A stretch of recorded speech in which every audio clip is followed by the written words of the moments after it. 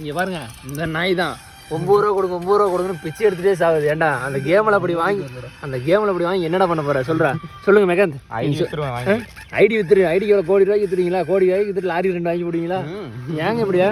ஒரு ரூபா பப்ளிகா வாங்குறதே காசு இல்லை. எதுக்குறா 9 ரூபாய் 500 டைமண்டு தேவையா?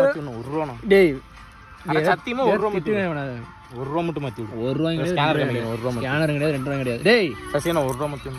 என்னடா பிச்சை எடுத்துட்டு இருக்கான்? 1 ரூபான்னு தவிர யாராச்சும்